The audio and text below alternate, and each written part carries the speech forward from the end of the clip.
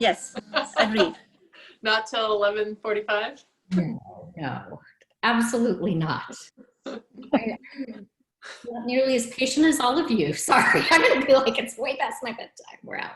I need caffeine for that, so give me a warning. Yeah, sorry, I don't stay up and watch. I'm much too old for that now. All right, do you want to get started, Madita? Yes, please, Kamal. Okay. I can't tell if everyone can hear me. Should I go ahead? Mhm. Are you able to tell?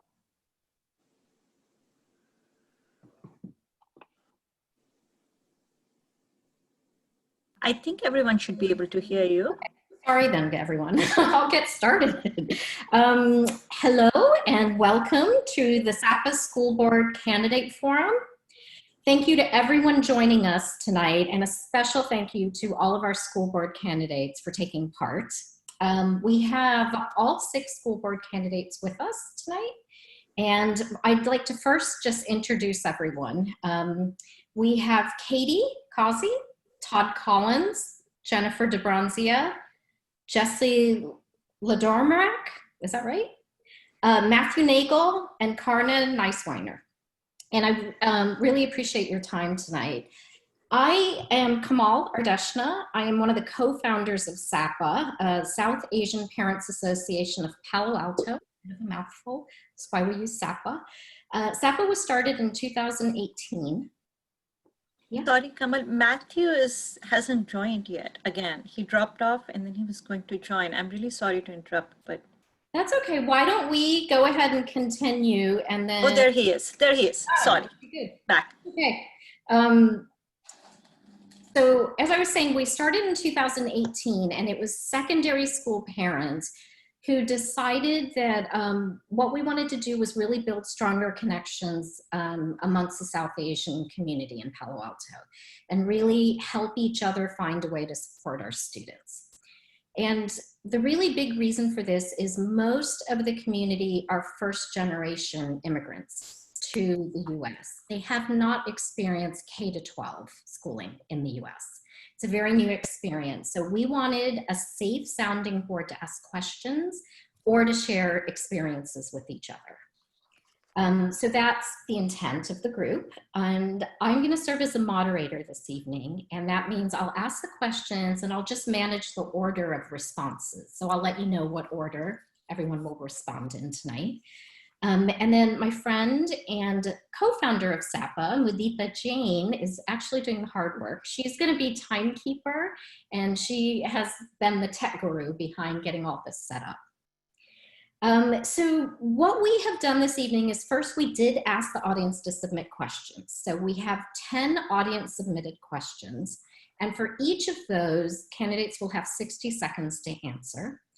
When you have 15 seconds left, Mudita will give you a yellow warning card that you have 15 seconds. When your time is up, she'll give you a red card.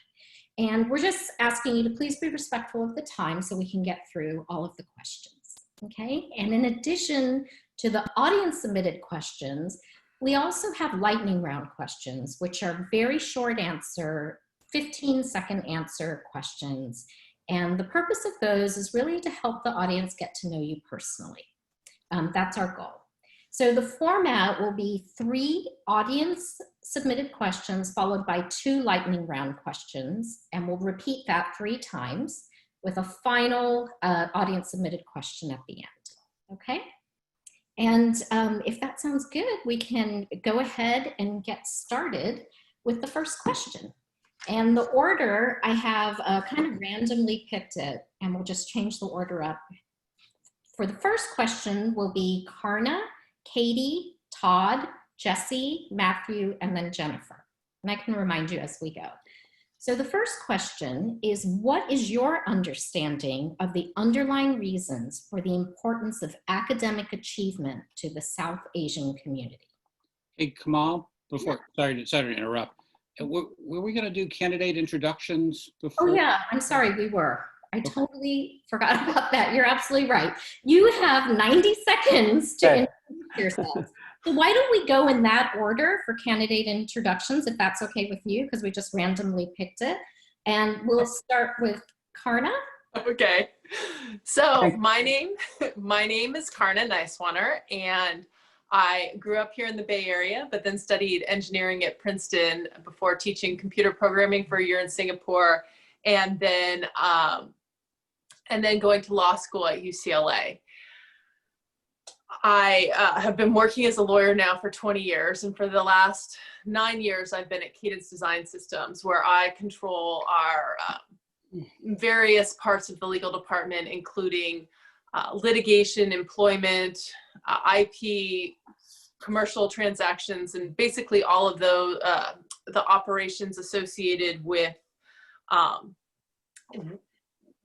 running a company. I appreciate the fact that my company has contracts that are larger than the entire school board budget. And beyond that, I have also worked for, or had been on the board of Palo Alto Community Childcare, which provides aftercare programs for the youth in our community, and also preschool and infant care. Beyond this, I am the mother of 2 elementary school age children, Elsa and Liam, who are in 2nd and 5th grade at Addison Elementary. And I have a fair amount of experience in organizing and running things, and just making sure that operations work efficiently and effectively, and then also communicating to executives and to leadership about what's going on in a way that's effective. Thank you. Next, we have Katie. Can you hear me? Yes. Perfect. Okay. Hello, everyone. Ballots start arriving tomorrow, and we are all making it through 2020 one day at a time. What everyone here knows is the solution to our current crises is education. Right now, there are students in our classrooms who are developing a passion to advance healthcare, to create technology, to combat climate change, and to run for office to represent their community. That happens in our classrooms. I know this because I was a student in this district during a crisis. My PAUSD education taught me I could lead. It taught me I could show up for others. My name is Katie Causey. Since I was a teenager, I've spent my time assisting families, volunteering at community organizations, and in the last years, fundraising for nonprofits supporting youth. Through all this, for over a year, I have watched or attended every single board meeting to ensure I can commit to this office. I'm running because my mom went to work at 5 a.m. and came home at 7 p.m. for almost 30 years so I could attend this district. Just like her, there's a lot of families making difficult choices so our students get the best education possible. I want to thank the South Asian American Parents Association of Palo Alto for hosting this forum so community members can be engaged even if they're at home right now working through the pandemic. This election is not about competition, it's about ensuring the future of our students' well-being. I'm running so our students know they can be leaders after they graduate. I'm so proud to be here tonight with many amazing candidates. This is a board position that requires working together, and there's no one I would rather work with than those who are willing to run for office during a pandemic, fires, protests to advocate for our community. Great, thank you very much. Todd? Thank you, and thanks for having me. I'm Todd Collins, and I'm your current school board president. I'm the father of 3 kids who collectively have spent 32 years with PAUSD, with 1 more to go. I went to Harvard for undergrad and business school, and I've spent my career as a business person and entrepreneur. I'm sure we'll talk about a lot of current issues tonight, and those are very important, but at least as important is focusing on the fundamentals, which are the critical foundation we need in order to succeed. 4 years ago, PAUSD faced years of scandals and unforced errors, like the $6 million blunder and Title IX investigations. We put an end to that, bringing in a team of new senior leaders and a culture focused on accountability, stability, and results. We can't take that for granted. Without that kind of culture, we won't make sustainable progress on any important objective. When COVID is behind us, we'll have the same issues that we had before, plus some new ones. We'll have pressure on our budget, more than at any time since the Great Recession. We'll need to strengthen partnerships with the city and other groups. We'll need to make sure we focus on the most important things and put our effort and money where it matters most. I have the skills and experience to help guide us through those challenges. I'll bring independent thinking and data-driven judgment to everything I do. So if you think kids first, result-driven culture is important, I'm your candidate.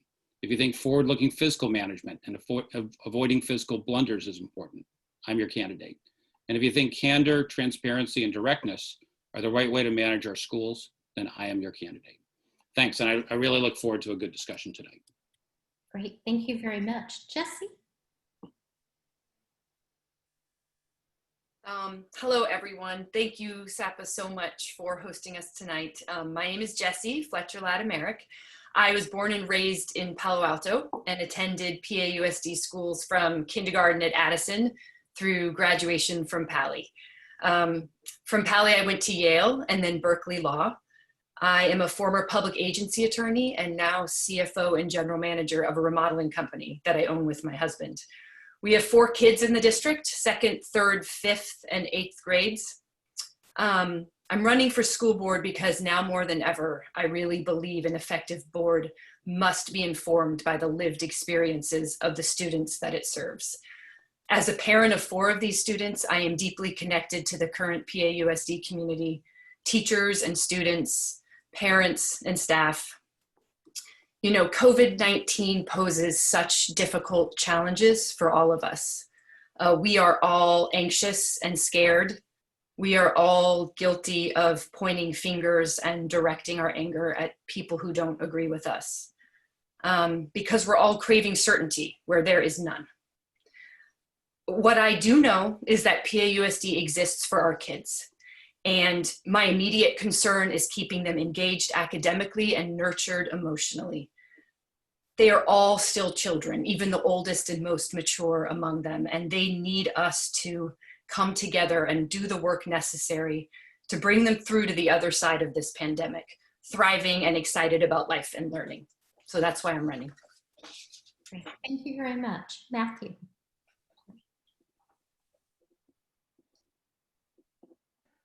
Got it. Thank you for hosting us tonight. My name is Matthew Nagel. You can call me Matt.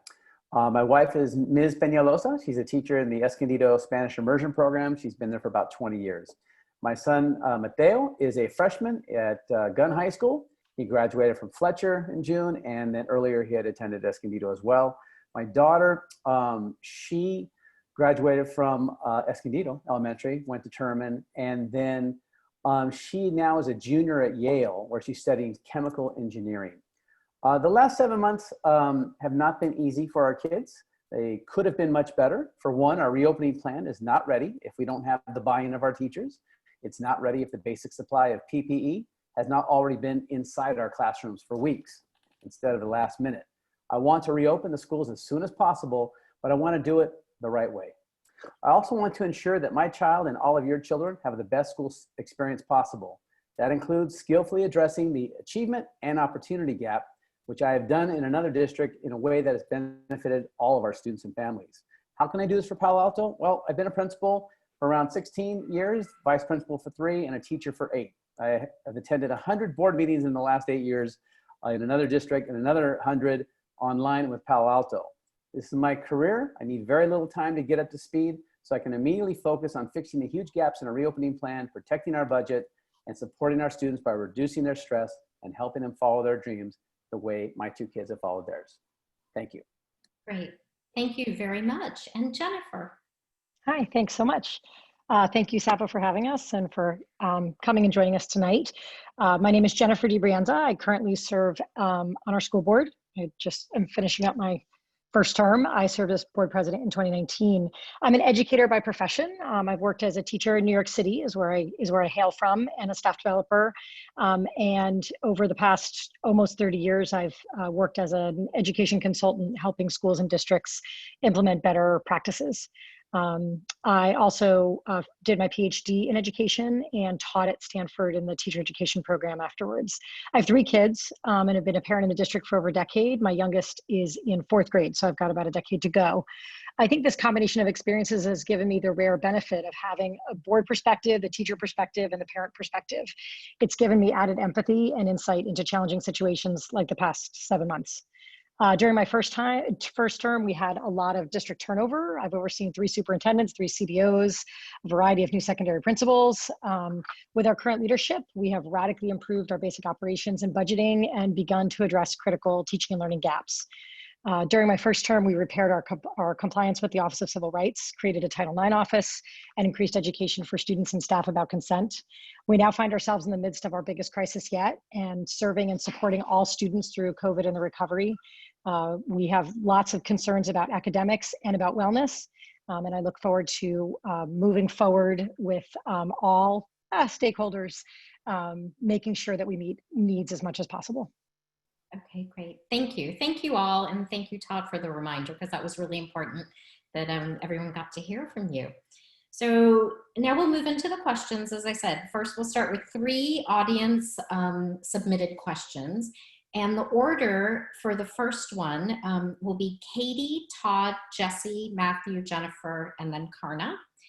And the first question is, what is your understanding of the underlying reasons for the importance of academic achievement to the South Asian community? And go ahead and start with Katie. Awesome. I think just like all Palo Alto families, every family is working hard to ensure the best education possible for their children and everyone's children. 1/3 of Palo Alto residents move here from another part of the globe. This is a global community, but moving here from another community can be really isolating. When we're doing our jobs well, we're supporting every family and student in a global community.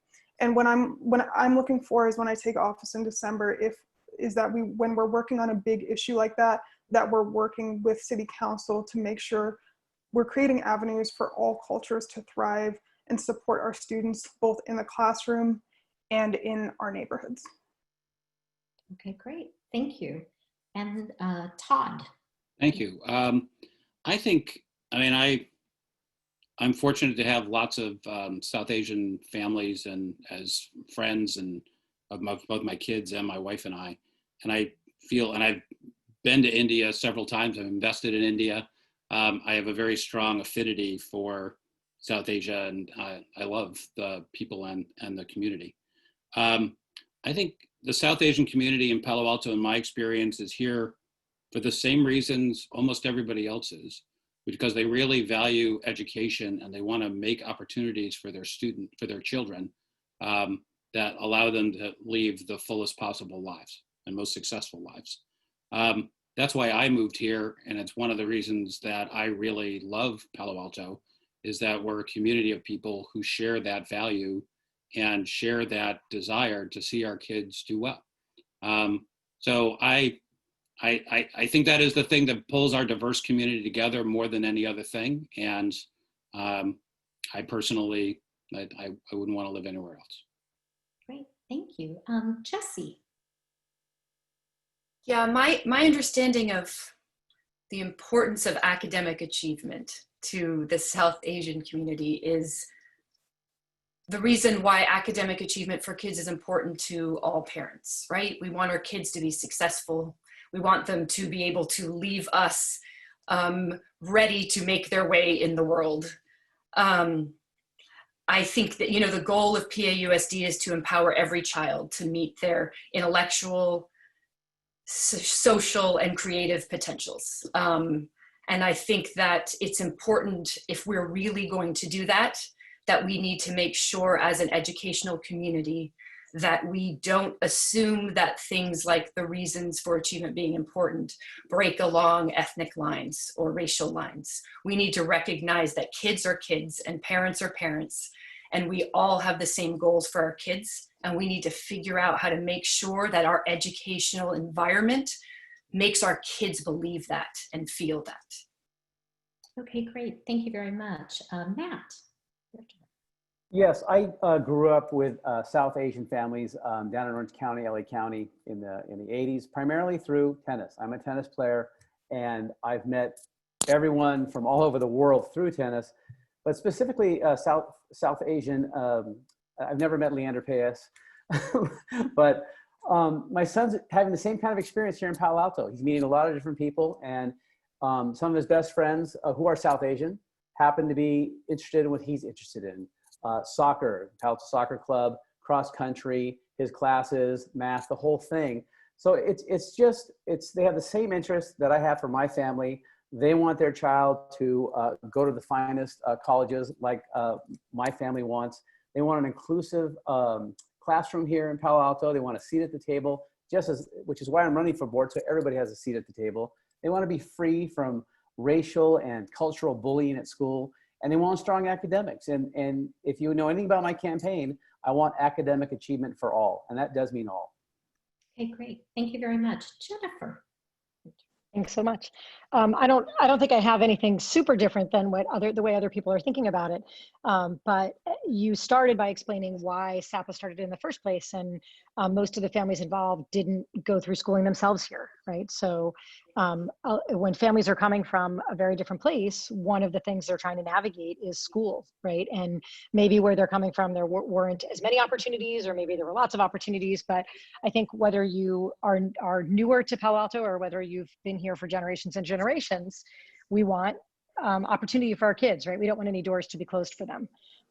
So I think that it's probably holds true for everybody that we want kids to, when they leave high school, be ready to take on the world, whatever that means, whether it's a university or some other job.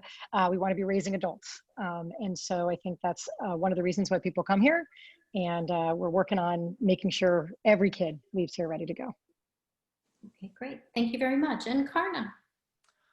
So I work with a number of South Asians closely at my company, and I've been to India 9 times, and I worked in Singapore, which is Southeast Asia. And from those experiences, I learned that the education systems in other countries are very different from that in the United States. How you're graded, the importance of scores and tests in terms of giving you opportunities for different types of university and college experiences, they're different.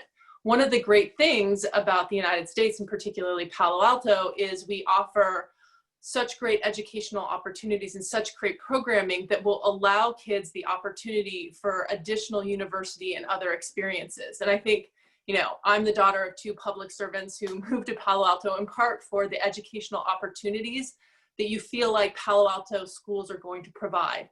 And I believe that South Asians, at least the ones I know and I've interacted with, really believe in the same thing that I think all of us believe in, which is getting an excellent education for our kids so that they have the best opportunities possible. Okay, great. Thank you very much. So the next question, I would say, is a little bit of a follow-up to this one. And this was asked a number of times. And the question is, actually, let me go through the order for this one. Will be Todd, Jesse, Matthew, Jennifer, Karna, and then Katie. The question is, for many of us, meaning in the South Asian community, academic achievement has actually been our defense against racism in school, college, and in the workplace. What specific actions will you take to try to better understand the South Asian point of view within the Palo Alto community? And we'll go ahead and start with Todd. Thanks. I think there's only one way to do that, which is to meet and interact with families, South Asian families, which I do on a regular basis. You know, I'm sure you guys recall the subject of teaching Hindi in the schools came up last year. And I was trying to find before this meeting, but I couldn't.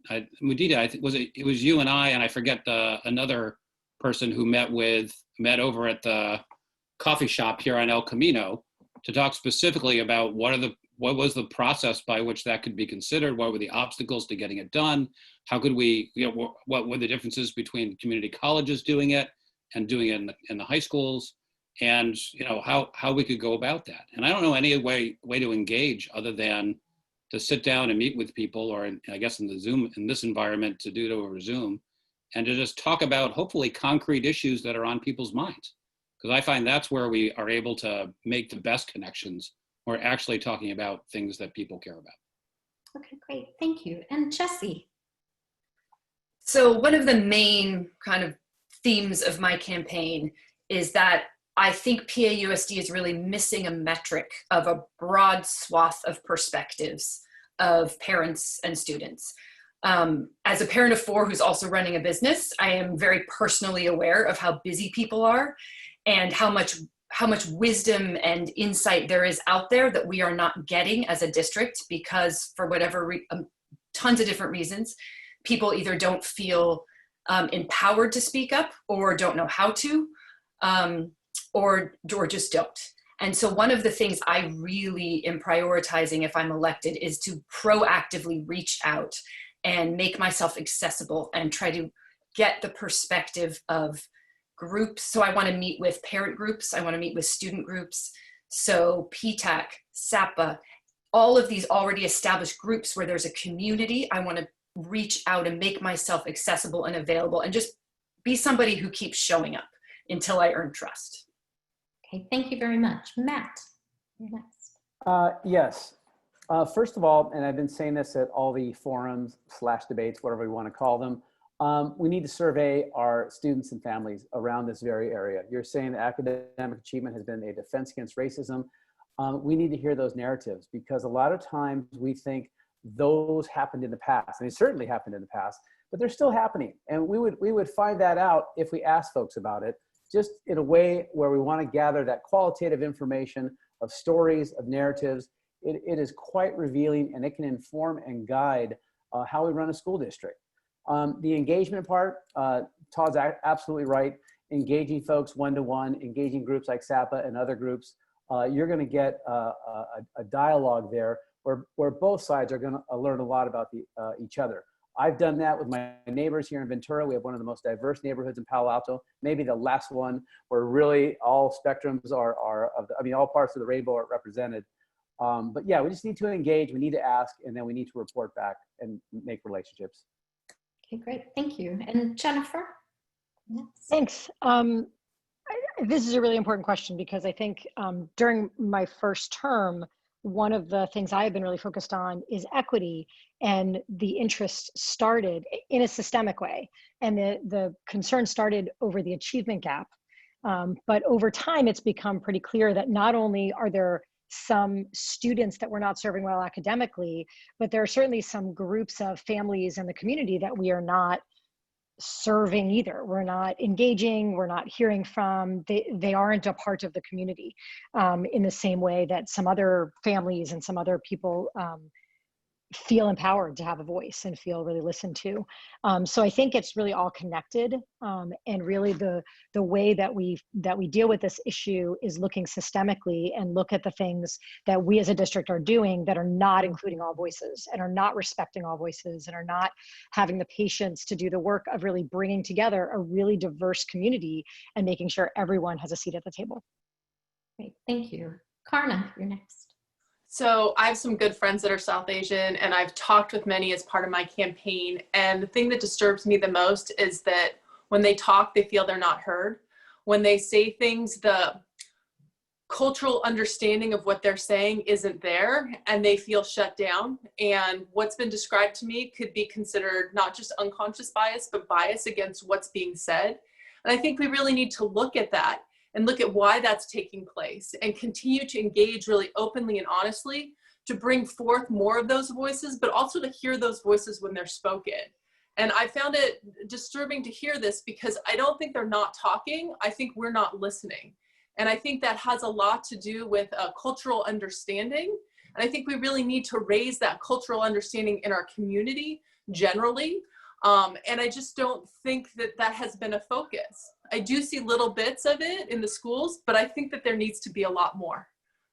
Okay, great. Thank you very much. And Katie. Yeah, I'm hearing two things right now. I'm hearing culture and I'm hearing equity.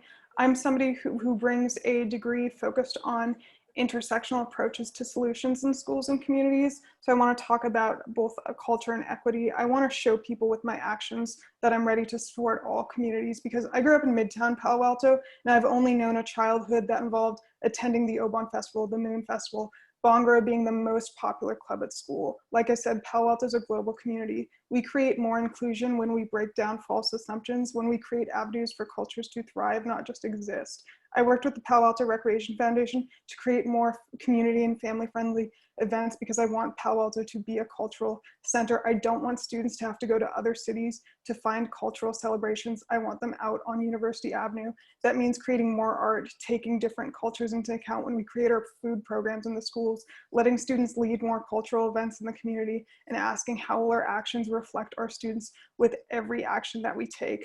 The world is only going to become a more inclusive global place. Let's ensure Palo Alto is always a leader in those efforts.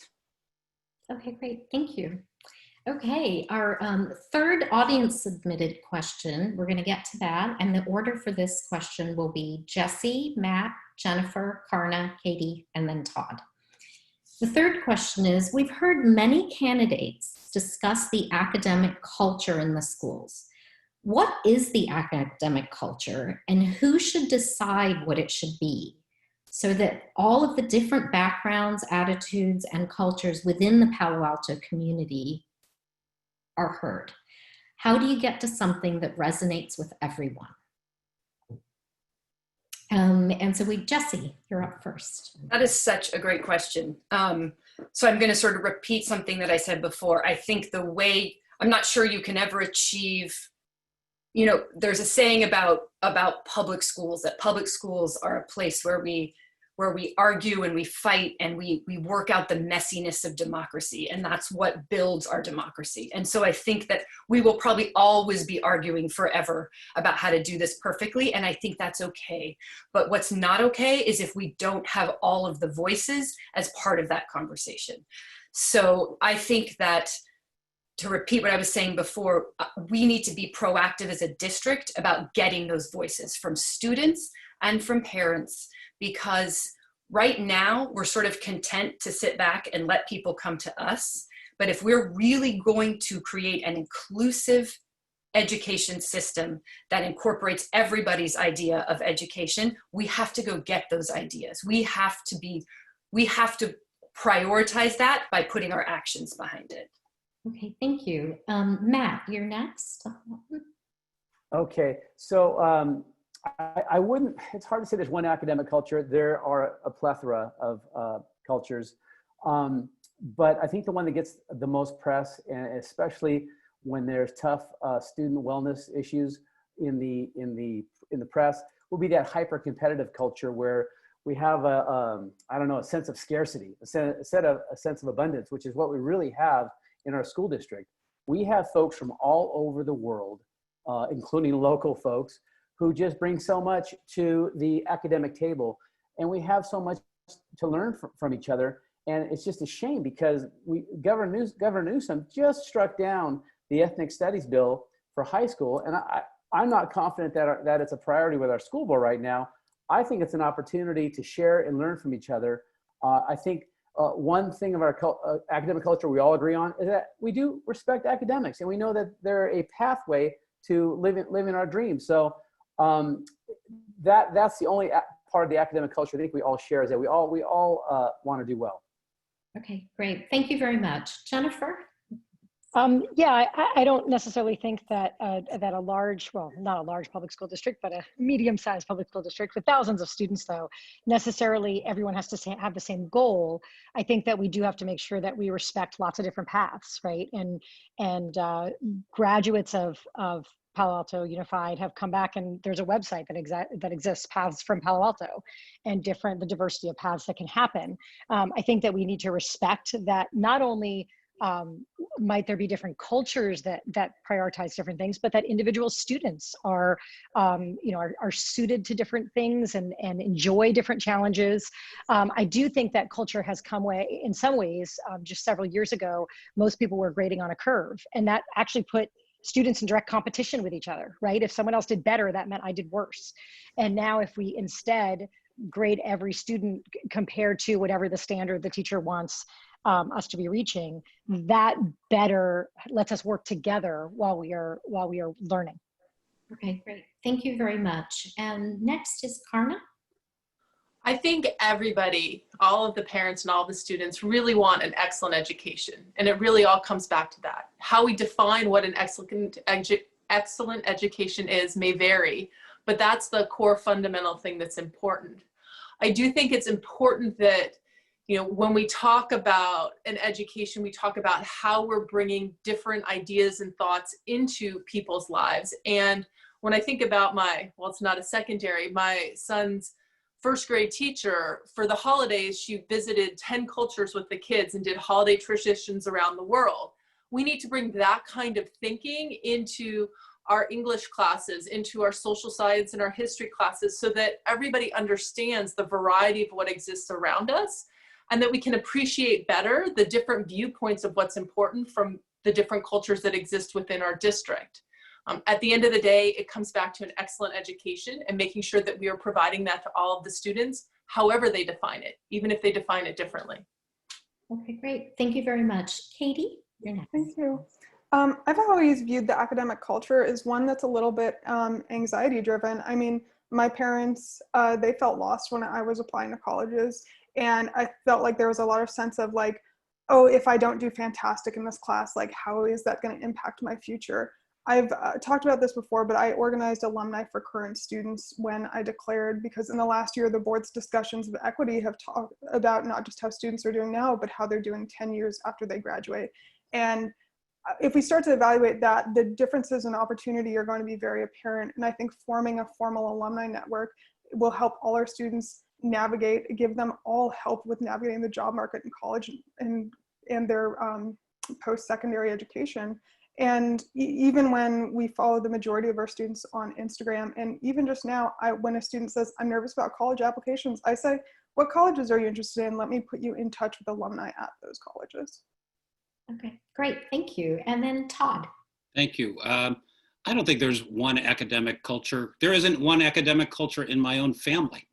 I had 3 children, all of whom are almost complete with high school, and they took 3 very different paths through high school that reflected their interests, their ambitions, their passions, the things they hated. So I don't think, and they had different experiences, all of which were positive. So I don't think there's a single academic culture. I do think there's a sense that, and I've heard this from people in the South Asian community, that there is a sense that we are pushing back against families who want rigorous and challenging curriculum, who are academically ambitious, as one of my children was. I think that's a mistake, and we don't want to push back against people who want academic rigor and challenge. We're a school system, we want to challenge people and have them succeed academically as much as they possibly can. We don't want that to take over people who don't want that and have them feel that that's the only way. And so creating a culture that allows diversity and inclusion of different academic goals, I think is critical. Sorry, I ran over the time there, Medina. Okay, thank you very much. Okay, great. Next, we're going to move to 2 questions, which are going to be 15-second short answer questions. And for the first one, the order will be Matthew, Jennifer, Karna, Katie, Todd, and then Jesse. And the first question is, who was your favorite teacher and what impact did they have on you? And we'll start with Matthew. My favorite teacher was my high school Spanish teacher, who was one of the few teachers, honestly, to encourage me to try things like biking from Highway 1, which I finally fulfilled in '92 by myself from Palo Alto down to Los Angeles. Great, thank you. Jennifer. Miss Timpson was my high school sociology teacher, and she taught me how to think like no one had taught me how to think before. Okay, great. Thank you. Karna. My favorite teacher was Ann Matthews. She was my college writing teacher, and she taught me how to use proper grammar and actually write a good essay. And I continue to have coffee and cake with her for all through college and still talk with her to this day. And I'm very thankful for that teaching. Great, thank you. Katie. I'm not going to be able to pick one. I'm a PAUSD student. There's a lot of great ones. I'm going to say Mr. Bolaños, social studies, had my back a lot. Mr. Bloom, astronomy, just phenomenal teacher senior year. Miss Wixom, photography, had my back during a really tough mental health time. And because of her, I was able to photograph at the White House Christmas tree lighting. Great, thank you. Todd. I have 2 quick ones. One I have to say is my mom. My mom was a middle school teacher, and actually I had her, which was a little awkward, but my mom was a phenomenal teacher. Particularly, she was an English teacher and particularly taught me how to write, as she did a generation of kids in Syracuse, New York. Okay, thank you. Jesse. This is going to sound crazy given the discussion we were just having, but my favorite teacher was my BC calculus teacher at Pally, because the environment of that class was so supportive that even though I was being like stretched academically in a way I never had before, I discovered a capacity in myself that I did not know I had. Okay, great. Thank you very much. Our next short answer question is going to be, the order will be Jennifer, Karna, Katie, Todd, Jesse, and then Matt. And the question is, what district or school, other than Palo Alto, would you look to learn from or emulate in school policies or programs? And we'll start with Jennifer. Wow. What district would I look to? I can't name the actual district, but I would say one that actually has a real diversity of students, right? We come from lots of countries and lots of income levels and whatnot. And I would like to look to a district that has that diversity and has brought everyone together and really hears all voices. Okay, great. Thank you. Karna. I would say that who I'm looking to right now is Menlo Park and how they are looking at opening schools and looking at communicating about what's going on. I feel like our neighbors reflect, our makeup to a certain degree, and they're a good place to start looking. Okay, great. Thank you. Katie. Berkeley Unified in their approach to amplifying student voices, innovative ways of supporting mental health, and supporting all cultures in their studies. Great, thank you. Todd. As anybody who knows me knows, I spend literally all the time looking at what other school districts are doing around California and around the nation. We can learn from every single one of them. I mean, the wonderful thing about our business is that we don't compete with any of the others, and so we have the opportunity to learn from all of them. Okay, great. Jessie. Well, I'm biased because I've spent 6 years volunteering in the Ravenswood City School District. So I would say we can learn a lot from the way they work with English as a second language learners. And so for that specific thing, that's what I would look to them for. Okay, great. Matt. Tam Union in Marin County High School District. My daughter went 4 years through there. They have their own issues, but they have been forced this year, after I warned them a couple years ago, to address educational equity. And they already have a lot of things we don't. We can learn a lot from them in that respect. Okay, great. Thank you all.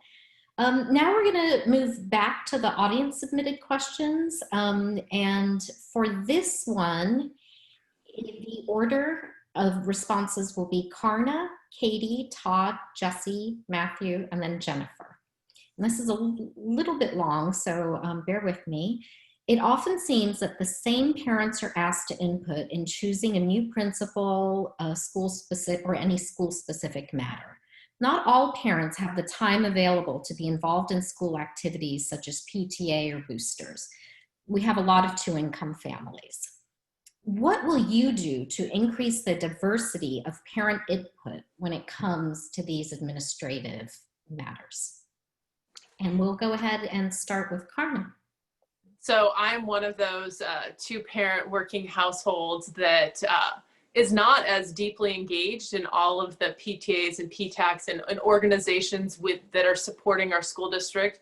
And I do think a lot of our voices aren't really heard because we're not really loud and we're not out there complaining. I think you can do a lot with surveying and asking what people think and say, what are you looking for? And then I think you need to find representatives of those types of voices and ask them. And they're not always going to be the ones that volunteer. They're the ones that you ask your principal and say, what is a good parent that could represent this type of voice that we're looking for?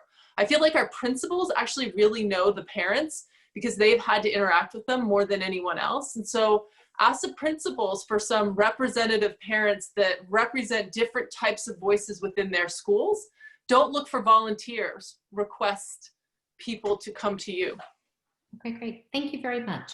Katie, next. It was really important to me when I was preparing for this role. I know that our outgoing board member spent a tremendous amount of time out in the community, and I really wanted to emulate that. That's something I've done volunteering in this community since I was a teenager, and I'm going to be out talking with families because that's something I already do now. But I also think that right now we're having a discussion about potentially hiring a communications officer, and whether we do or we hire a team. Right now, a lot of people my age are being hired to assist school districts with communication right now. And I think finding innovative ways to reach all families during this time could be really helpful with that.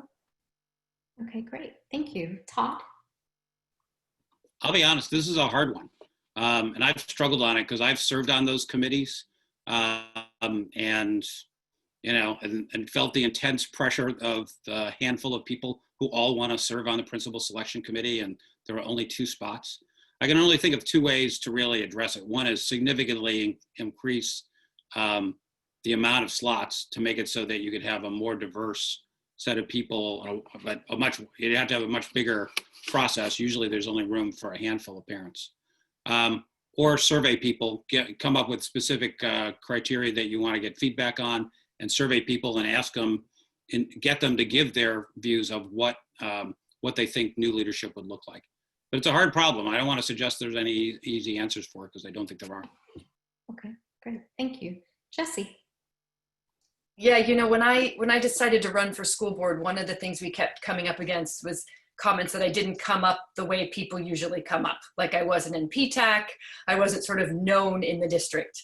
And what I found is that you reach out to enough people, and it's a small enough city that you start to meet through 6 degrees of separation of most people.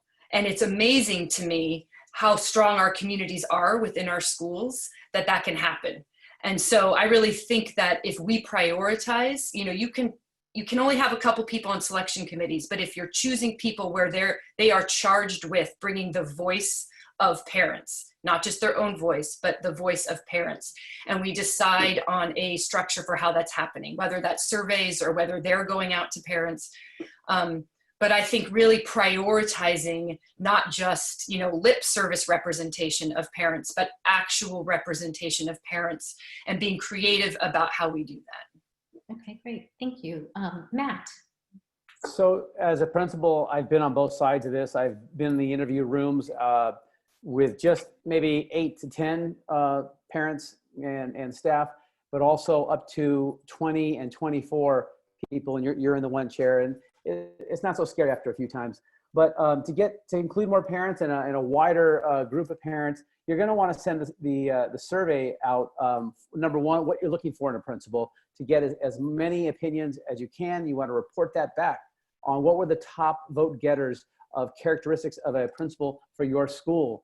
Also, you want to print that up on a web page, the whole transparent process, step 1, step 2, step 3, with dates on when they're going to have the first interviews, the second interview, and when the board would be doing it. But you're also going to need those district administrators with cultural competency, able to reach out to a wide variety of parents to include as many different types as you can. And case in point are parents who participate in the Tinsley program in East Palo Alto and Menlo Park. You're going to have to actually make good relations with them. Great. Thank you very much. And Jennifer.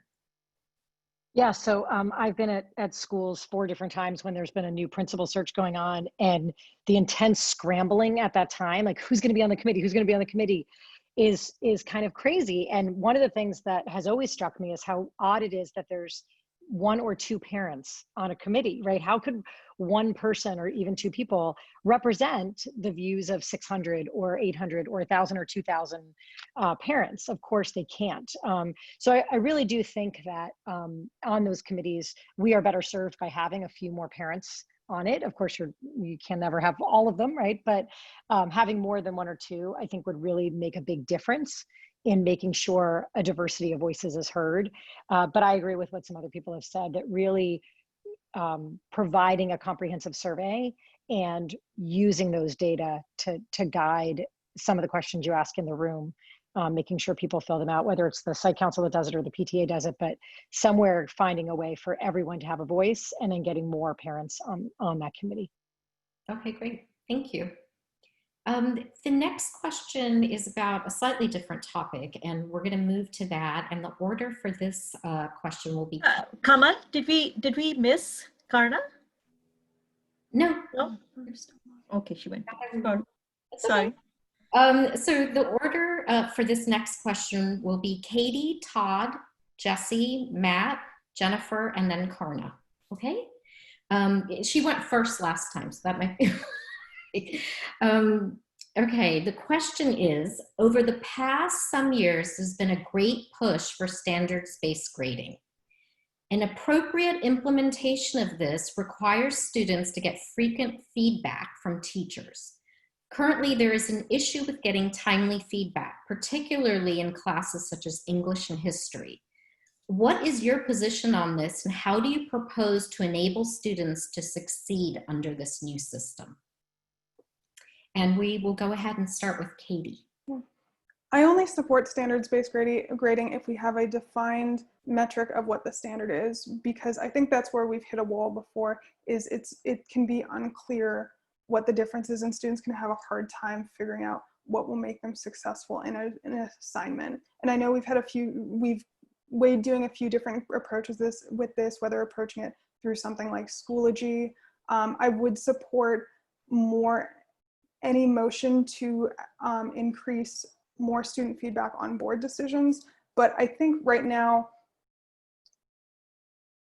using in this time in particular where students are more online and getting their feedback, I would potentially finding ways to use something like Schoology and just having very clear defined of when we're looking for student feedback.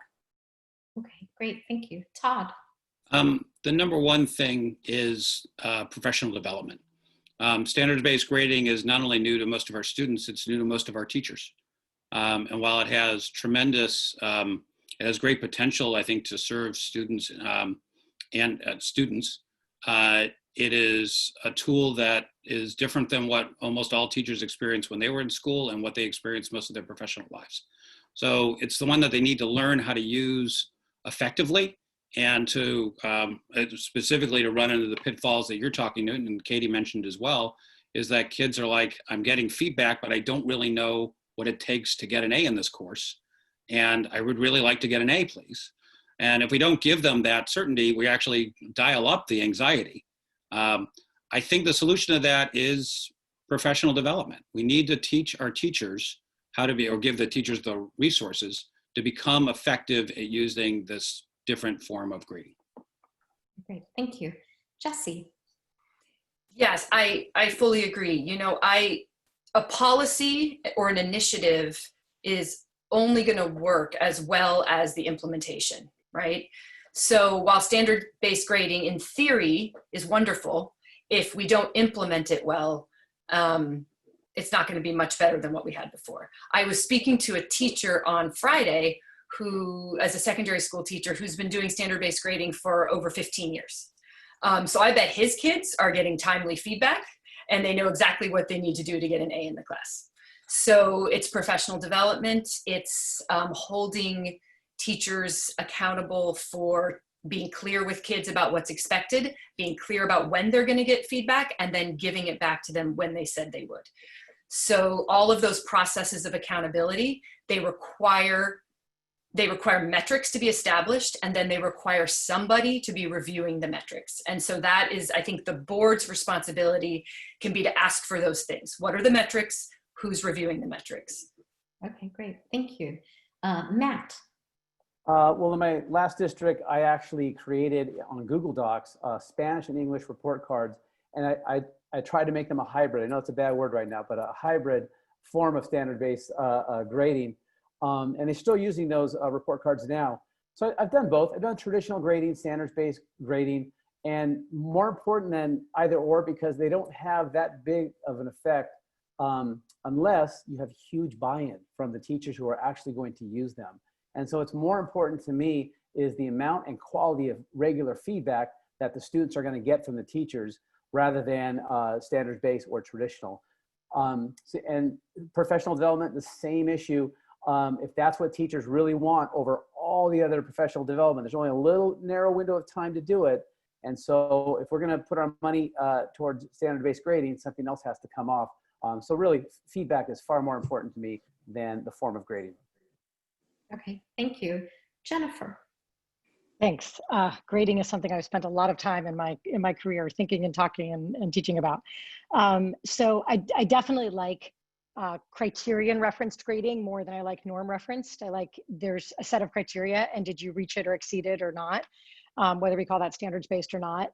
I certainly like that focus, comparing a student to the standard, then comparing a students to each other, is when we start hearing students talk about an increase in cheating and in competing against each other and whatnot. But once we're there, it has to be really clear what it is you're doing, right? And so if we've started in some ways to make a 4-3-2-1 system when our report cards and our transcripts are still an ABCD system that doesn't map on super well, or at least might not make that much sense. I think the most important thing about feedback in that in order for it to be useful, it has to be timely and specific. And so that, I think, is the most important thing. When I taught at Stanford, timely was my #1 thing, and giving real actionable feedback is what actually helps students grow. Okay, thank you. Karna. I think no matter how you grade, the most important thing is the teachers being held accountable to provide feedback to the students. What I've heard from several students is that they don't get that timely feedback, or they get grades that don't tell them what they did wrong and how to do it better. And it's important, standards are important, but it's also important to support the child by themselves. Like, how are they doing? How are they progressing as an individual? And the only way we can track that is really through that teacher feedback and the accountability to the teacher providing that type of feedback. And yes, they may need training on how to do that and how to do that effectively. But unless they are actually providing it and we're doing something to check that that is taking place, there's no way to know what's really going on. And I think it's easy to fall back on, oh, we're doing something, we've changed how we're framing it. But at the end of the day, unless that feedback is given in a timely manner and there's some kind of oversight, then I don't know that anything has really changed. Okay, thank you.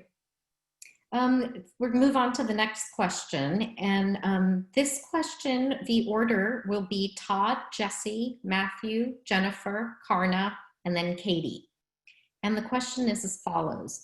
One of the methods the district is employing to close the achievement gap is reducing academic rigor and advancement by taking away laning options. This leads to students at vastly different levels of mastery in the same class. We keep hearing from teachers, however, that they do not have enough time to give individual attention to multiple groups of students.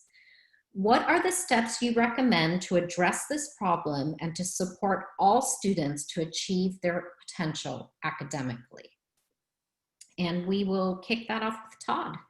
Thank you. I think there might be a misunderstanding there. There has been very limited reduction in laning in our secondary schools in the 10 years that I've been involved with them. There's been talk about it. There have been some examples. Algebra 1, 1A at Gunn, English 9, 9A at Pally. Those are literally the only 2 examples I can think of where there were courses delaned. And so I remember when we had the discussions of the English delaning at Gunn, one of the things, at Pally, one of the things that I said is almost all high schools in the United States have laning, and I don't think that's going to go away, and I don't think ours is going to go away either. So while there may be better alignment of lanes than what we have now, and I encourage our faculty to work on that and try to come up with better alignments, but I don't think delaning is a policy in PAUSD. It's not a policy that I support as a generic policy, and I don't think I think we're going to have lane classes for a long time. Okay, thank you. Jesse. Yes, I mean, I agree. PAUSD's mission is to empower every child to meet their intellectual, social, and creative potential. I don't think we can do that without laning. That being said, we need to make sure that we don't lane too early or too rigidly so that we sort of end up limiting kids' college choices before they even get to high school, because that would be the opposite of empowering them.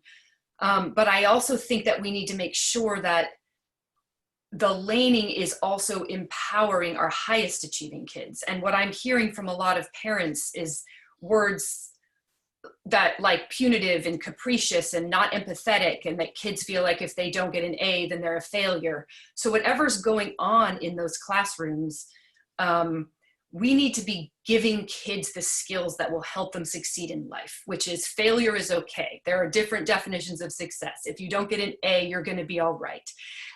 I really want to make sure we're focusing on that in those highest lanes for those kids. Okay, thank you. Next is Matt.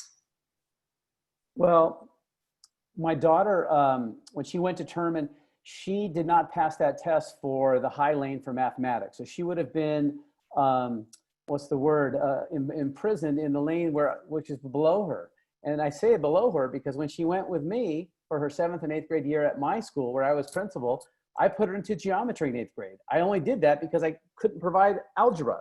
So she took it through distance learning through a television set, closed circuit TV at 7:30 in the morning. And she did well, and it was tough in high school when she was in her advanced algebra class and she hadn't had algebra, and we didn't have tutoring, and mom and dad couldn't help her. But that's the problem that we have to fix in Palo Alto. It's one thing to have laning, and as Todd said correctly, it's not going away. So how are we going to get more people into those higher, more rigorous classes? That's the real key here. So I agree, we need to provide rigor for everybody, not just a few. So I'm in favor of increasing rigor in all our classrooms. Okay, thank you. Jennifer. Yeah, thanks. I think there's a whole lot packed into this question. And so I'm going to dive into a couple of different things here. One, I'm guessing that the question has to do with middle school math, because we did say that starting this year, there wasn't going to be a 7, 7A, 8, 8A. And I think that there's not an easy answer to this, but one thought that comes to mind is that I think at different times of schooling, there are different things that we're focused on. And we have heard a lot that in middle school, that social, and you're hitting puberty and the social stuff that's going on, that being with same age peers is important in some ways. So that is one thing, but there's definitely a skip where you can skip ahead. I think that also oh no, 15 seconds. I think that our teachers right now have been getting professional development on how to meet a wider range of where kids are. When I was a classroom teacher, I had the national chess champion in my room, and I had some kids that were really getting a lot of remedial help. And I think if you're teaching the right way, you can really engage a wide swath of kids. So I think there's a lot of things going on there, and we got to keep working on it, but I'm out of time. Okay. Karna. So when I was in college, there were 3 different lanes of physics. When I was in high school, there were 3 different lanes of English. I think that that's normal. You would differentiate the learning in different classes because that's much easier for teachers to teach.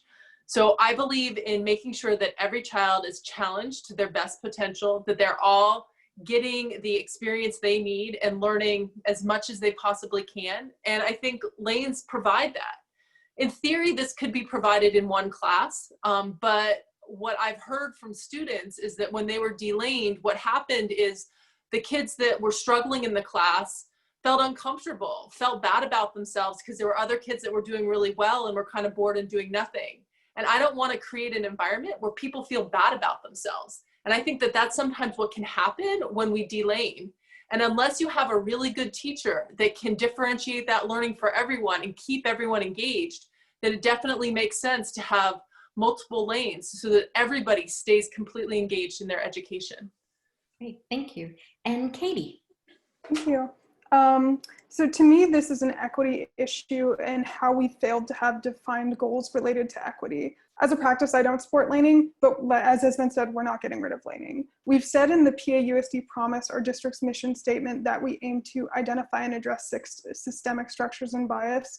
And we've had more conversations this past year about how the systemic impact of laning on marginalized communities and mental health, some of which was just mentioned. And last spring, I wrote to the board asking to set a deadline to draft the equity scorecard within the PAUSD promise, which is how we will measure and define success related to equity, and to expand that to not just students, but how we look at curriculum, hiring, staffing practices, things like laning. We need to work with our educators to create clear goals for our district of what we are trying to accomplish, what we're working toward with things like laning, to give all students the strongest education possible. Okay, great. Thank you. For the next question, we're going to revert back to 2 short answer questions. We're going to do the lightning round, okay? So everybody take a breath. For the first one, the order will be Jessie, Matt, Jennifer, Karna, Katie, and then Todd. And the first question is, what is your favorite hobby or pastime? And we'll kick off with Jessie. So I am a fiction writer. So before COVID, I used to spend 3 or 4 hours a day in between doing work stuff, writing fiction. And now that my kids have not left me alone since March, that has fallen by the wayside. So here I am with you instead. Thank you. Matt. It's tennis. I will drive across state lines to go play. I don't mind telling you, I climbed the fences at Mitchell during lockdown to play with a friend. I'll do anything for tennis. Okay, thank you. Jennifer. I think it's probably hiking in the woods, specifically like in the woods, not just hiking, like the dish, you can keep the dish. I think that's my favorite, at least active thing to do. Otherwise, games magazine, which are hard to find now, but puzzling is a big one too. Okay, thank you. Karna. Right now, it's going for bike rides, like biking up Sand Hill Road and biking around. I really feel like it gives me a chance to just see a little bit of the world a little bit more, feel a little bit more connected, and it just makes me really happy to get out and do something. Great, thank you. Katie. Definitely photography, and that was a passion that was fostered at Palo Alto High School and something that I've gotten to do a lot of over the years. Okay, great, thank you. Todd. I really enjoy road biking. I enjoyed it before I moved here, but after I moved here, we live in road bike paradise for the entire world. So if you haven't been out road biking, boy, you should, because it doesn't get any better than this. Okay, great, thank you. For the next question, the order will be Matt, Jennifer, Karna, Katie, Todd, and then Jesse. And the question is, what is the most important skill for a PAUSD board member to have? Matt. To be able to handle in your mind maybe 10, maybe 100 different competing priorities at the same time. And through my 16 years as principal, I've learned to do just that. Great, thank you. Jennifer. Empathy, without a doubt. Parents that have kids with different needs, teachers who have different feelings of safety and nerves and desires and energy, empathy, and know that we have a very diverse community. Okay, great, thank you. Karna. I think it's listening. I think a lot of people in the school district do not feel heard. And so it's being able to listen and really hear what people are saying and not judge it. Great, thank you. Katie. I think it's preparation. That was the biggest feedback I got from past board members, is to be really prepared, to make sure you have the time. And I've watched all these board meetings to make sure I understand and I'm ready to take on this position. Thank you. Todd. I agree with everything that's been said. But the one I would add that I think is most important is judgment. There are a lot of inputs on a lot of issues, and being able to figure out how to match the data against the priorities of the organization and figure out what will actually work, I think is the critical skill for board members. Okay, great. Thank you. Jesse. Yeah, I was going to say empathy. And I think also combined with sort of a self-knowledge, like being able to separate your own personal feelings from what you're hearing from other people, and not let your personal feelings make you believe and validate those perspectives more than other ones. Okay, great. Thank you. All right, we're going to go back to the audience submitted questions. And for this next one, the order will be Jennifer, Karna, Katie, Todd, Jesse, and then Matt. And the question is, how can we better prepare middle schoolers for the academic challenges of high school without compromising their mental health? And Jennifer. You said me, right? Okay, yeah. I think we're doing a fairly good job right now. I can, as the mother of someone who finished ninth grade just a few months ago, it seemed like it was a pretty good entree into high school. They were high school level classes, but the teachers were really aware of the homework load and whatnot. I like that we let kids take up to 2 honors courses their freshman year, so they can try out either I really want to push myself and take 2, or I want to try one out. But I think the biggest thing we can do is continue to convince kids that not every kid gets all A's, and you don't have to get all A's. And a bunch of 10th graders I know come from houses where the parents don't insist that, but kids seem to still be getting that message from somewhere. So I think that's something we have to keep. I mean, encourage them to do well and to work hard, but that focus on I have to get all A's in all my classes, I think is really what's stressing them out. Okay, great. Thank you. Karna.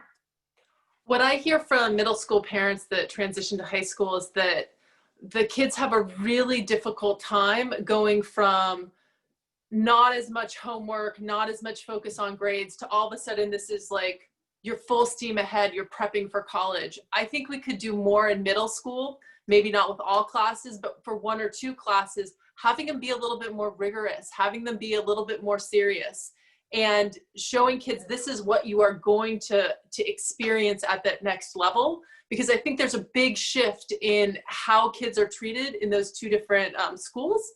And we need to give them more of what that experience is going to be to prep them for being prepared for more homework, more rigor, just more information, so that it's not such a shock to their system when all of a sudden they have these classes that are asking so much of them when they're used to it just being something that they just do. So that would be where I think we need to focus, is really preparing them for that shift. Okay, great. Thank you. Todd. To build on something I think Jennifer and Karna mentioned, I think what happens when when kids go to high school is that all of a sudden college admissions is real. They are now in the college preparation mode. And what they find especially is that many of their peers are very much in that mode. And the kids really spin each other up. And so I think something we can do is help kids and families put that in context, particularly first generation families for whom a lot of this college admission stuff is new, is to give them a better sense of what it means to go through a college preparation process and what's important and what isn't important. Because the problem is if you don't really understand what's important, you think you can be anxious that everything is important. That getting an A- in biology in 9th grade will ruin my chances for college, or getting in the wrong lane for something I'll never get to MIT. And those things aren't true. But it's very hard for people, for 9th graders and families who have not been through this before to know that. So I think we can give better preparation to people by giving them that context. Okay, thank you. I'm going to go to Katie because I apologize. I did skip you. I'm really sorry. Don't worry. It gives me the opportunity to pivot off of Todd's answer. So I'm all about, I would really like to see alumni. I've talked about alumni to student mentorship programs, but I would really love us to have our high schoolers interacting with our middle schoolers more, our middle schoolers interacting with our elementary schoolers, not just for our students, but also for our families, because that's what our students are going to have to do in their professional life as you talk to other professionals about how you're structuring your work, and even just talking with other students about what to expect, what they're doing right now in terms of studying that's working and what's not working. And that, I think, exactly what Todd talked about, really combating that anxiety. Okay, great. Thank you. And now we'll go to Jessie. So the first thing I want to say is that I think we should ask our high school students. So one of the things I really want to do is establish task forces at each high school where we are putting the voice of the students in the direct governance of the district. And I think this is the perfect type of thing that I would like those task forces to come back to us with. What could we be doing better in middle school to prepare you guys for high school? I have my own ideas, and I think a lot of adults have ideas, but I would like to hear that metric of what the students say. My ideas are, I think that we need to, sort of that story I told about my BC calculus class, we need to teach kids to take chances and to risk and to fail, because the only way you learn that you can survive failure is to actually go through failure. So doing something that's too hard and pushing yourself and learning, those are good skills in life. That's what actually makes you a successful human being. So more opportunities for that in middle school. Okay, thank you. And Matt. So I'm watching my son Mateo go from middle school to distance learning high school, which is a lot different, as we would all agree. And I can tell you, as a parent and an educator, one of the best things I did for my daughter, who's now 20, but I've done pretty well for my son, is teaching him that independence, because for one, his high school teachers are going to expect a higher level of independence, especially in terms of communication. I can tell you as a principal and as a teacher, we don't want the parents, handicapping their children by doing all the communicating for them. This is an opportunity to grow for the students, and so let them grow. If I had to do it over again, I would have relaxed a lot more as my daughter made this transition and the transition into college. She got into Yale fabulous. She got there and said, I hate the summers, I hate the winters, and I miss you guys in California. And so the lesson there is, for the parents, relax. Let your children write their own dreams, support them, be there for them, check up on them, but it's all gonna work out fine. Okay, great, thank you. The next question is kind of sticking with middle school. And the order for this question will be Karna, Katie, Todd, Jesse, Matt, and Jennifer. Unfortunately, the new middle school math placement has not felt transparent and straightforward. What are your views on math placement procedure at PAUSD, and would you do anything differently? And we'll start with Karna. So I've talked with students and parents who went through that math placement process, and I heard a lot of frustration, a lot of lack of understanding of why it was structured the way it was. It felt like it was structured so that every child would fail, so they wouldn't have to place anyone at the higher level, was the feedback I got. And so there's clearly a disconnect between what's being communicated to the parents and what's going on within the school. And I think that this is a place for improved communication and more detail being provided about what are the actual expectations, what is the actual placement test doing, and why is it structured the way it is, so that everybody understands what's going on and it doesn't come across as either unfair or the impression that I heard was that it was meant to just discourage everyone from wanting something advanced, and that's not the impression we want to give. We want to support students and families. Okay, thank you. Katie.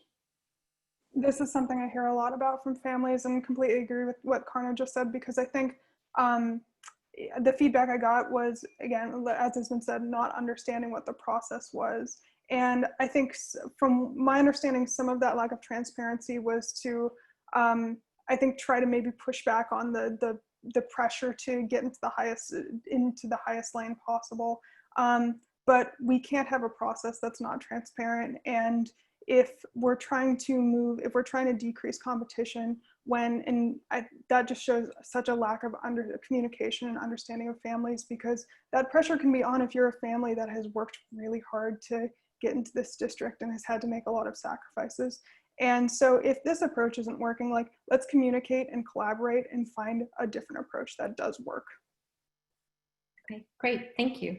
Todd. Middle school math has been one of the most broken parts of our little district for as long as I can remember.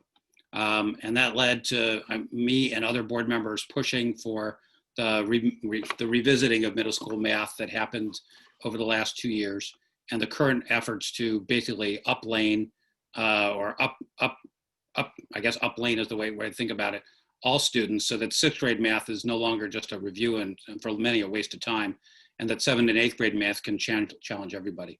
One thing that I wanted to clarify is I don't think the district has not committed to delaning 7th and 8th grade math at this point. That's something that was proposed but not accepted and is pending further discussion and the evaluation of how the first year goes with the 6th grade effort, where we're trying to challenge all students more. In terms of the placement test for skipping, I'm very disappointed with it. I don't think it was handled well. I think it was handled badly before, and it's handled barely now. It does feel like it's set up to discourage people from taking it and from advancing. And the superintendent knows my feelings about this. Okay, thank you. Jesse. Yeah, I agree entirely. I have a daughter in 8th grade and more than a dozen friends whose kids took that test. And despite me saying to them, you guys, you realize hardly anybody passes that test, warning them, they still were so frustrated that their kids didn't pass the test. So I agree, there's whether we need to have transparency about approximate numbers of kids who pass the test, or, more transparency about it being a test of math aptitude almost, as opposed to something you can really just, study for and memorize by doing Khan Academy or something. I think that there needs to be more transparency and communication. I also have talked to a number of parents whose kids did pass the test, and they have expressed a lot of frustration with the, 7th grade math that their 6th grader is in, that the teachers, again, are unempathetic. They feel punitive. It feels capricious, like they don't want the kids there.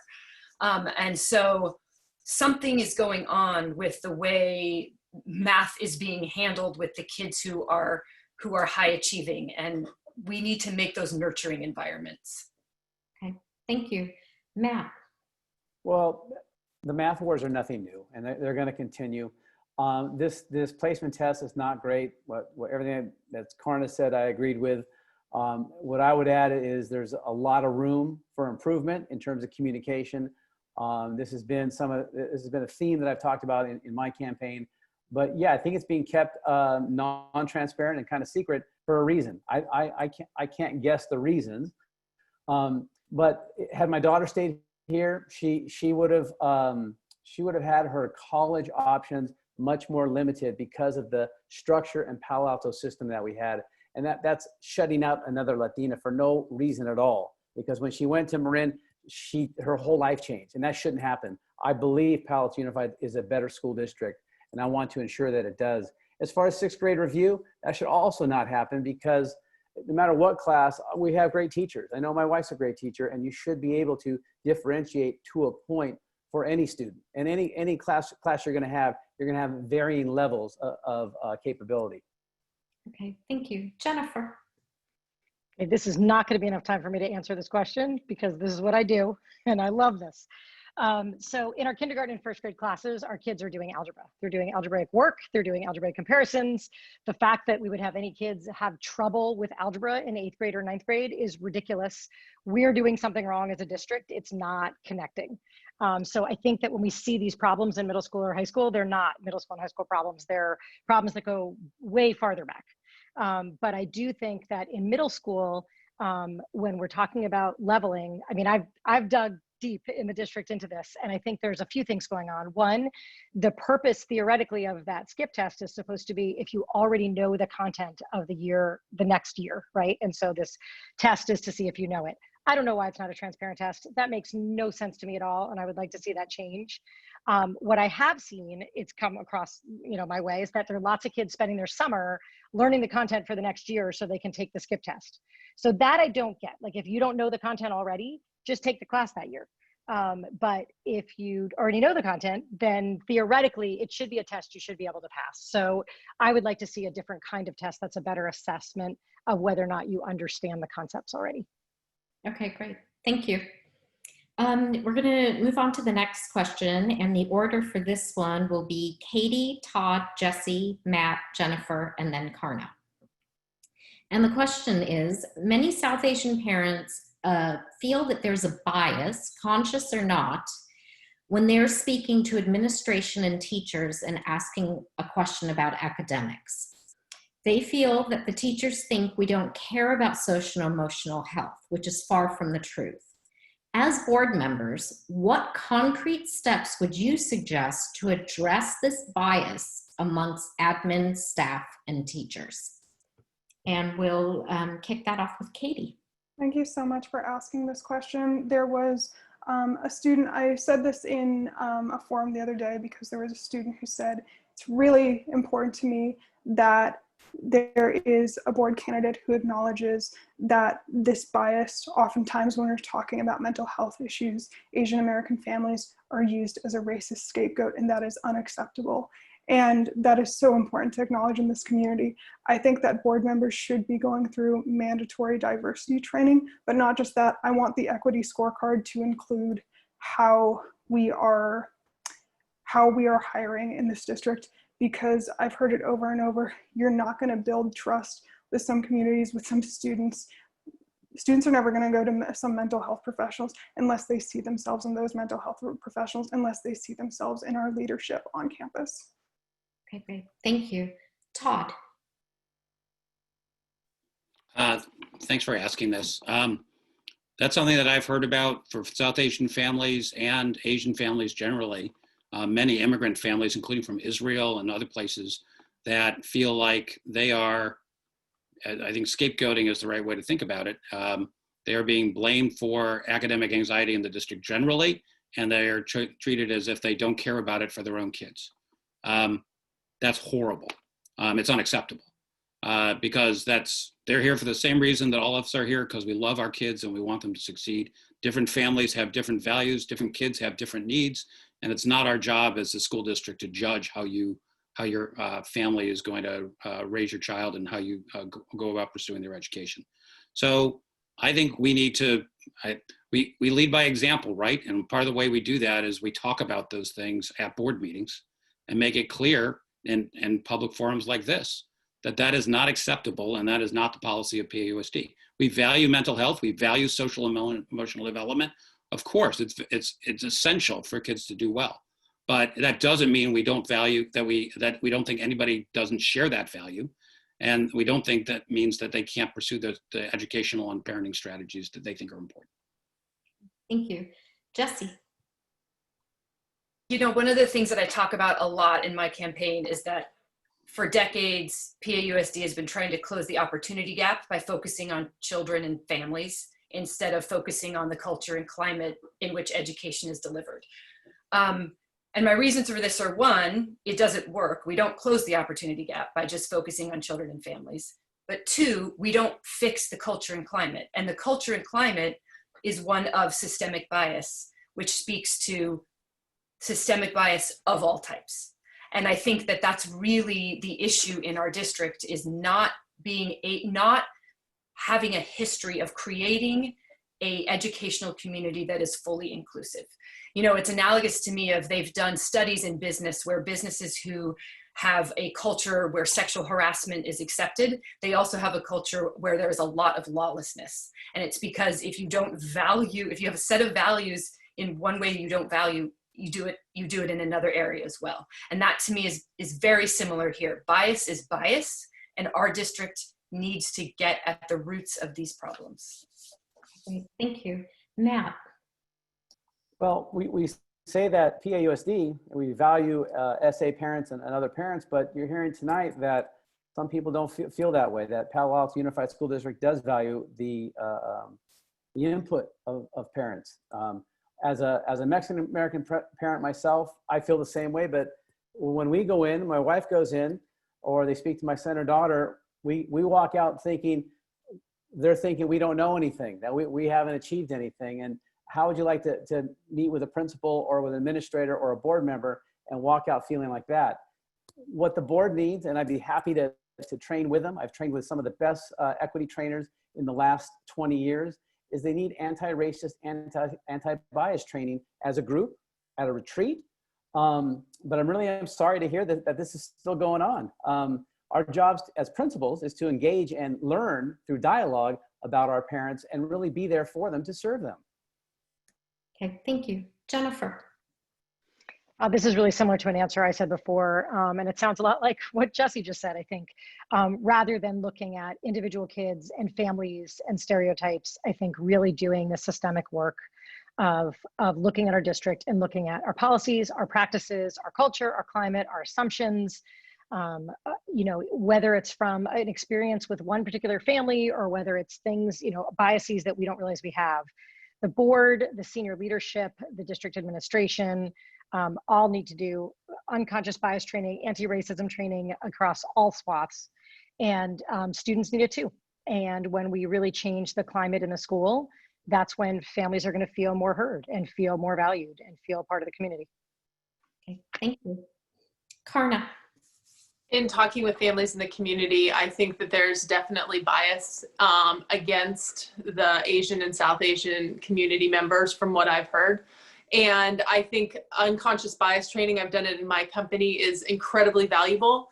And I don't think it's just the administration and the teachers and the board as well, but I also think it's the PTAs and it's the organizations on campus that are interacting with all the different families and all the different parents. It's important that we include them in this training as well, so that everyone feels like their voice is valid and heard no matter where they're speaking it, because there's this sense that we've done things for a long time and it's kind of good enough. So why are you telling me to change or to do something differently, to do something that you think is good?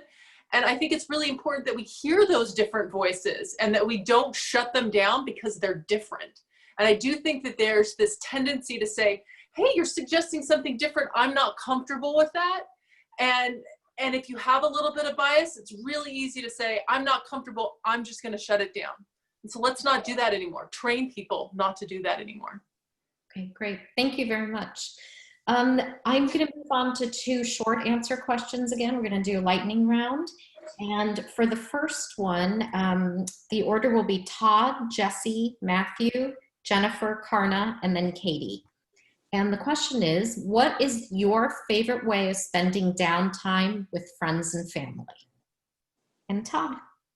I spend almost all my downtime with my family, and we do a bunch of things. I've been blessed to have a couple of my young adult children home the last few months, and the number one thing we do is cook. In fact, since this is the South Asian Parent Forum, we also cook Indian food. We have my older daughter is a talented India cook. She roomed with a young woman who was from an Indian family and who taught her some good Indian cooking. So we've done a lot of that the last few months. Okay, great. Thank you. Jessie? Well, I have 3 little kids and 1 middle schooler, so we just spend a lot of time playing. Like any type of imaginary game you could think of, that's what we're doing. Something I miss a lot, so it's on my mind, is going to swim meets with my daughter. Because my older daughter and I used to get a lot of downtime alone in hotel rooms and just hanging out by pools that we're not getting right now, which is making me sad. Thank you. Matt? I'd say tennis, but you said whole family. So we used to do 5Ks and 10Ks and even a half marathon when times were a little different, but we still are doing, all of us are jogging because we're cooped up inside a very tiny house on Park Boulevard here. So we need to get out every day. Okay, thank you. Jennifer?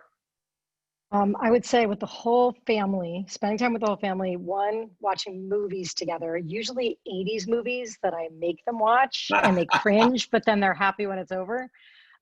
Taking the dogs for big walks together. We've got a really big dog and a really little dog, so that's always fun. And once in a while, we can still get them all to play a game in the backyard, even though they're now big, medium, and little. So sometimes we have a lot of fun in the backyard playing games. Great, thank you. Karna? I make my family go camping. And we put up the tent, we cook over the grill. I think it's a wonderful way to bring us together with no electronics, out in the wilderness, sometimes a lot of bug bites, but that's my big sort of family togetherness thing, that and board games or card games. Katie? I spend a tremendous amount of time volunteering in the community. I think the Princess Project is my favorite. That's matching high school girls with free prom dresses. If you ever want to light up a girl's life, it's absolutely amazing. I'm going to throw out a little bit proposition for any candidates after election season. I think it's so important that people see people working together. If anybody wants to do a volunteer shift after November, let's do it. Great, thank you. Okay, the next short answer question is going to be this order: Jessie, Matthew, Jennifer, Karna, Katie, and then Todd. And the question is, if budget was no issue, what's the one activity or program you'd bring to PAUSD schools? Budget with no issue? Yeah. Wow. I think we need more fun in our schools. So I would love to bring, I don't know, more performing arts, more music, more sports. I would love to be able to fund more sports and more music for kids, because right now it's sort of like if you weren't on a club since you were in kindergarten, you don't get to do it. So 4 sports teams for each, 4 levels for each sport, 4 orchestras, that kind of thing. Thank you. Matt?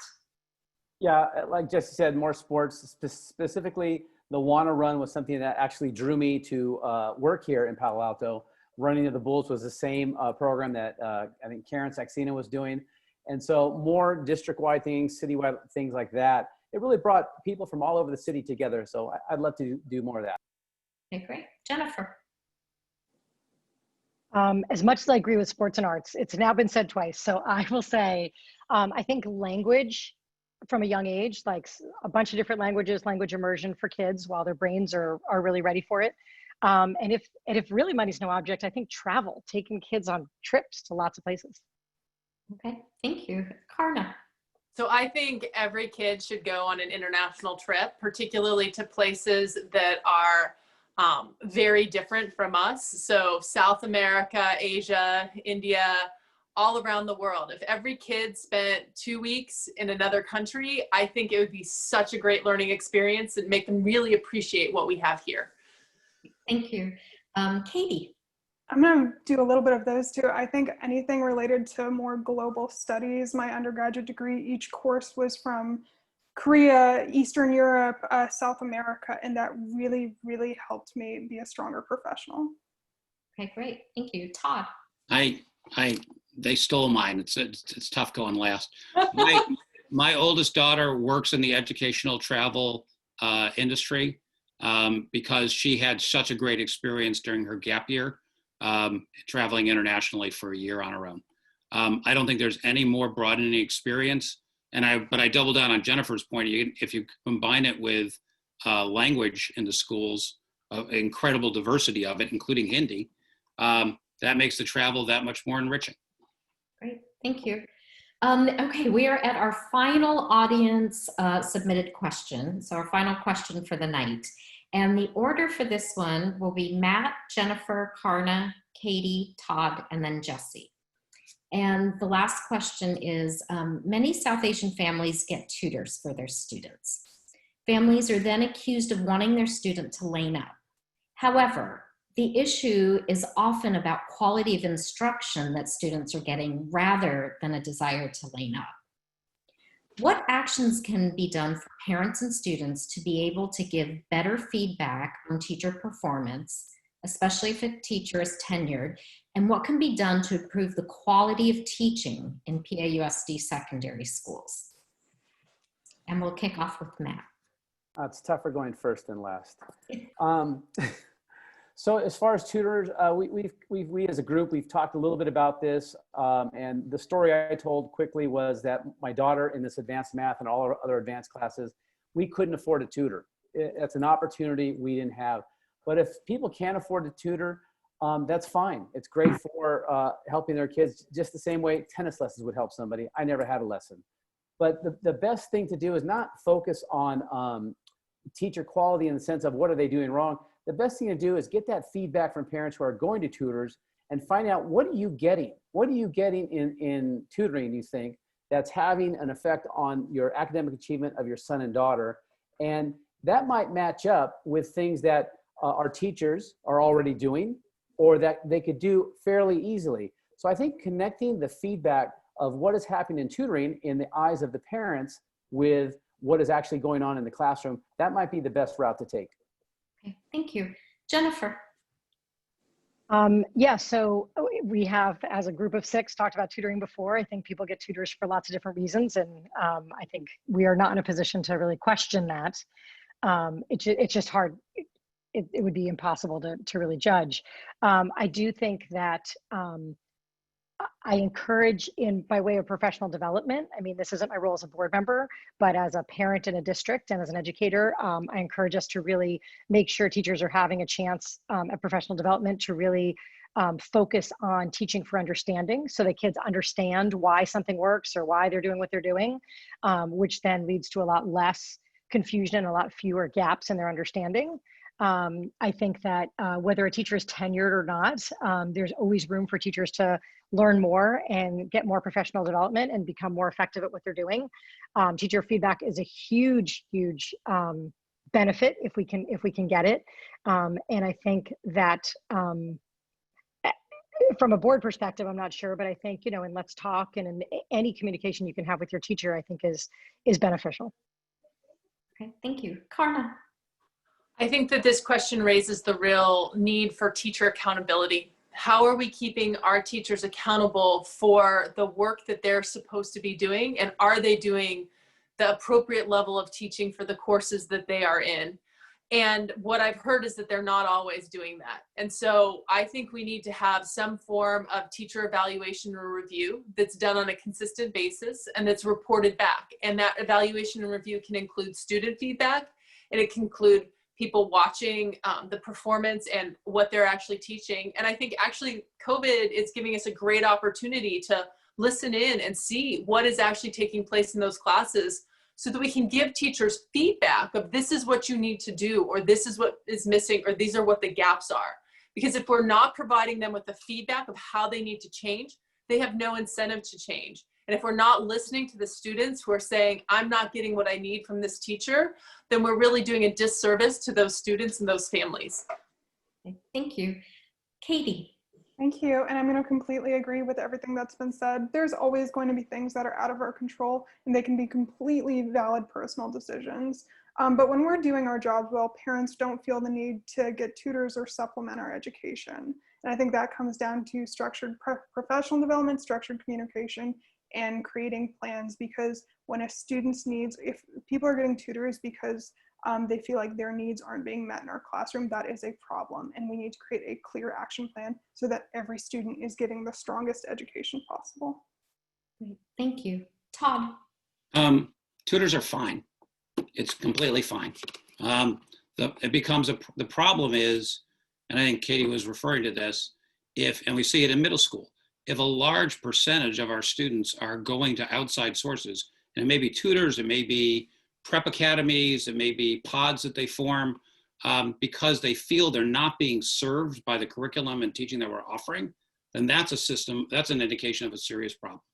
And so trying to figure out if that's what's happening. And PAUSD has always been, I mean, to be honest, scared of this issue. There have been people who have been said we should pressure people who have tutors to stop using them. It's unfair, they shouldn't be allowed to. I think that's wrong.